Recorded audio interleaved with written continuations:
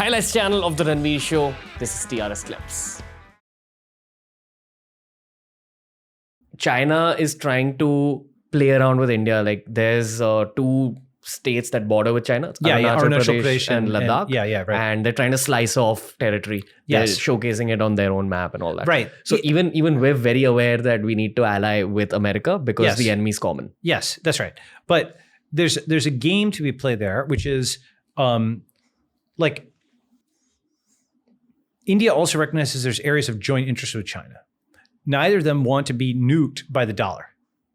De-dollarization is actually an area where all the BRICS, so we talked about the dollar before as like a money printer where, that's US's main export. It can print these dollars. It doesn't have to work for a living. It doesn't have any skills, which actually means over time it atrophies, but it's short-term advantages. The printer is actually one analogy, but another analogy, even more powerful analogy, is the dollar is a network. Okay, so think about Facebook, right? Facebook is a network and Mark Zuckerberg is the administrator.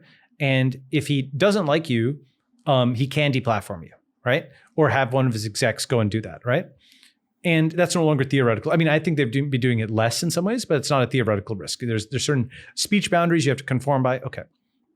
In the same way, the dollar is a payment network, and all the banks are like nodes in this network, and you're like a consumer. You're a node of a node.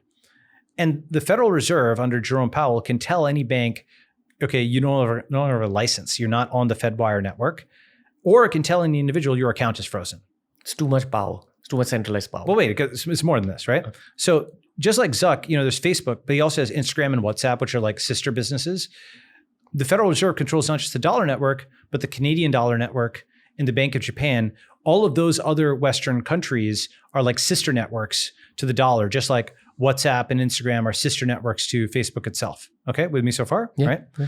And these guys have administrator access, and they can deplatform and sanction and seize and freeze on any of these dollar or dollar-related networks.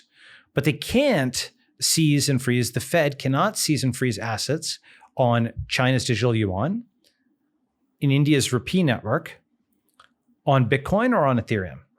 Okay, those are like 4 giant multi-hundred million or billion person payment networks that have different system administrators. With me? Okay. There's also smaller ones like, Indonesia's currency or Brazil's that are national currencies that have their own system administrators. And the way to think about what is happening now, remember my thing about how you can analyze the world as the land, and that's important lens, but you also have to analyze it at the cloud and the network level. So this is what is happening at the network level is the dollar network is it has massive scale competitors that are breaking away from it. That is what de-dollarization is. It's new networks arising and breaking away from dollar control such that not all of their assets of all of their citizens are underneath Jerome Powell's button, okay? So that is definitely an area where India, China, Russia, but also Saudi, Israel, Brazil, all these other countries don't want the West to have a remote kill switch for their economy because they can see that the West can just make up some story about the country, demonize them, hit a button, and they'll say like Saddam had WMD. He didn't have WMD. It was completely fake, right? It was like an evil police officer who goes and plants drugs on somebody, and then kills them or whatever, right? That's what the U.S. did to Iraq, right? Yeah. It said that something was bad there. There wasn't anything there. They couldn't even plant the WMD or whatever, right? In this case, they're like incompetent police officer. And there's no penalty for that, right? They blew up the entire country, killed all these people, and then they're supposed to just keep skating, and we're supposed to say, oh, that's a guarantee of the world, rules-based order. That's not how it works, right? Instead, what every country has learned is the US can literally manufacture a story, blow up your country, pay no penalty for it, and they will easily do the same with the dollar if you let them. Therefore, de-dollarization is national self-defense, right? So that's what I mean about it is, you could call this DC, right? Because again, I don't think the average American wants this kind of thing. In the same way, by the way, the average Chinese person isn't like a huge fan necessarily of what the Communist Party is doing, right? Many Americans don't like what DC is doing, but they still empower DC to do these things, right? And so you have to sort of distinguish between the party and the country and the people. Okay, so I also just want Yeah, to go put an ahead. input. Yeah. Slightly metaphysical. Go ahead. I feel even countries have karma. And though they didn't pay a price for doing whatever they did in Iraq or Afghanistan, we're talking about a descending economy. That's the price they're paying. It's one of these things, there's a time gap on it, right? Like basically, I mean, if you want a provocative statement for the Americans, BLM should have been about Iraq. Okay. And the reason is that that's not like ancient history. That's something that people did here and now. If you're going to rend your garments over something, rend your garments over the crime that was committed just now, right? Yeah. And when I say Iraq, it's really a stand-in for the entire Middle Eastern set of wars and bombings and so forth, which is just being forgotten as if it didn't even happen. It's like change channel to the next thing, right?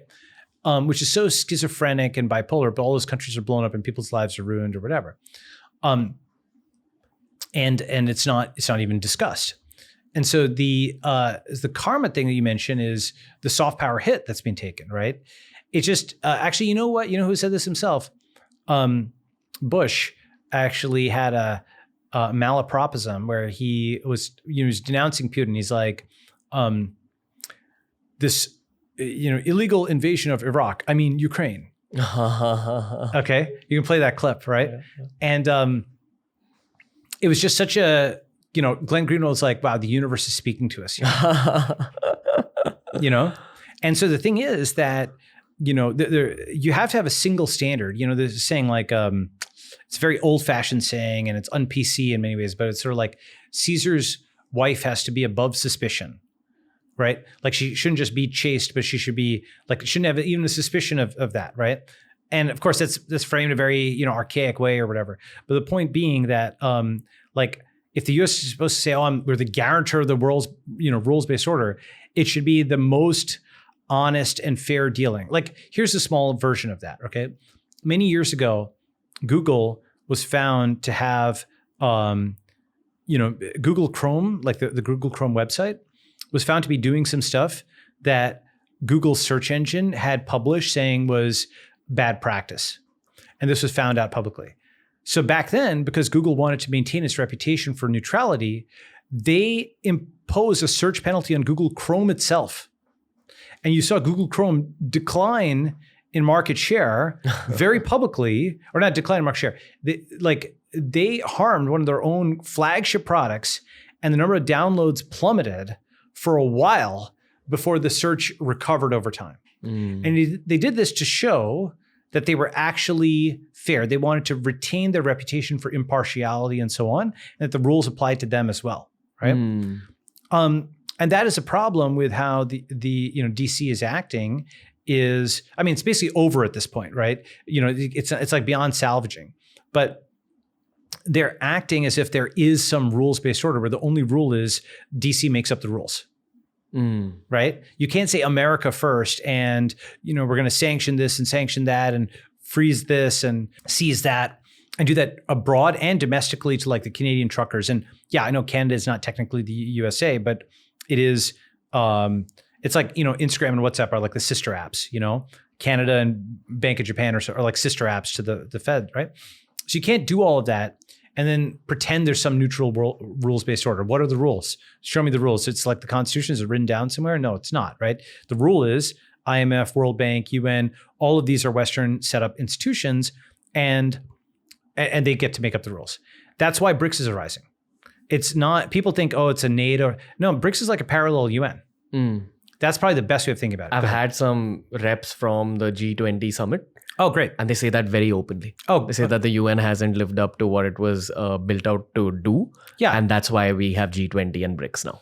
Right. So one way of thinking about it is who are the 5, UN founding members, right? US, UK, France, Russia, China. They're the winners of World War II. Yeah. That's what it was. Okay. But the winners of World War II, that's like 80 years ago almost, right? 78 years ago. And, in a sense, who are the founding members of BRICS? Well, Russia and China, that's still shared, right? But India, Brazil, South Africa, whether South Africa should be there, that's like sort of a questionable or whatever, but fine, okay? Point is, certainly Russia, China, India are, India should have been, certainly rather than France or whatever, should be in the Security Council. But But it's really hard to reform something like the Security Council. Like you might be able to add to it, but very hard to subtract. France will veto its removal or something like that. It's like trying to reform Microsoft. You just have to build Google, right? So you're building a whole new set of international institutions in 2020 something from the ground up with most of the world economy here, actually, because BRICS has flipped, G20 or not G20, G7. And most of the growth is here as well, right? Which is even more important because that's where the future is. And will it take the exact same form as IMF and World Bank? I don't think so.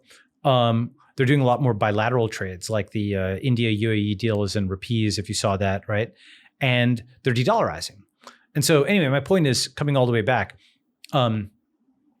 India's positioning, Israel is also like this, by the way. Israel understands that it's a small country and it has to kind of have play both sides, hedge its bets, however you want to put it, right? It didn't go extremely anti-Russia. It actually has a huge Russian diaspora in Israel. Did you know that?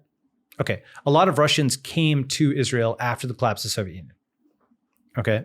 And a lot of Russian Jews, but also Russians who maybe just call themselves Jewish, okay, came to Israel after the collapse of the Soviet Union and basically just became Israelis.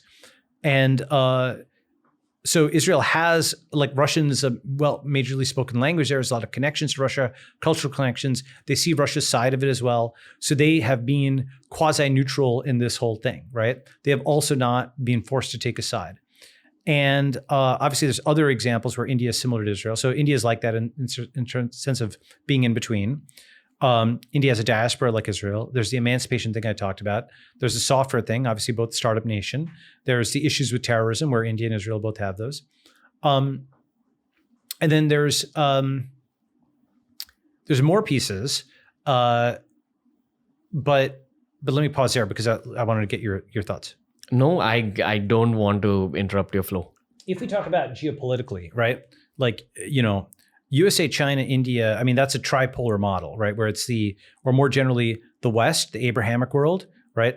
And the Abrahamic is not exactly just West because obviously there's Abrahamic religions out here as well, right? But let's call it, there's the West, there's China, the Sinic world, and then there's the Dharmic, or India world, right? The entire mental model of people is around a world where only the West matters. And to have these two civilizations rising to be at least a third of the world each is a total mindset shift for everybody. But it's actually going back to the future. There's this great graph, which if I could show, what's really unusual about this pod? Well, I'm not talking much. No. Well, that a little bit, but yeah. It's I usually can show graph after graph after graph, right? Oh, okay. So, but there's a graph I'll send you afterwards to put on screen at this point, which shows that most GDP within historical times was kind of centered around the middle of Asia, okay, until about 1820-ish or so. And then thanks to the Industrial Revolution, it all rocketed out to Europe and the Mid-Atlantic, basically between the US and Europe. And for about 100 years, between like 1900 and 2000, it was out there. But over the last 20 years, it's rocketed back to Asia even faster than it came. And so history is running in reverse, okay? And so that's the thing we were talking about initially where, the golden sparrow narrative and so on is like a numerical thing. It's a quantitative thing you can actually see, right? So what that, one of the things that tells us is many things that are currently stuck in like the US, the America versions, we need to reinvent the internet versions, and India will be a big part of that. Okay, so this is part of the kind of global strategy or whatever. For example, the America version is NASA, the internet version is SpaceX. Okay. Damn, like go on. Because SpaceX is better than NASA, right? Yeah. Okay. It's true that SpaceX is still within the US, but it's not a DC organized project, right? The America version is the US Postal Service. The internet version is email or Gmail, okay? The America version is $1. The internet version is, or let's say the American version is the US Treasury. The internet version is Bitcoin, which you save in, right? The America version is Wall Street. The internet version is Ethereum. The America version is taxi medallions and taxi regulation. Internet version is Uber, Lyft, Grab, Didi, ride sharing. Okay. And so then what we want are, what are the alternatives to Hollywood, to Harvard, to the mainstream media? There's other pieces where we want the alternative. So some of that already exists. The American version is Hollywood, and then you've got YouTube, right? The American version is Harvard, and you've got Coursera and Udacity. The American version is mainstream media, and we've got Twitter, the internet version. But we're just actually at the beginning. We've got like the next iterations that are like the full internet versions, okay? And some of the big opportunities for India here, I mentioned robotics. That's a huge one, okay? So the American version was like physical manufacturing, like with muscle and so on. The internet version is robotics, right? The American version of Hollywood is physical actors who are in person, big expensive sound stages, and so on and so forth. The internet version is AI everything. Okay.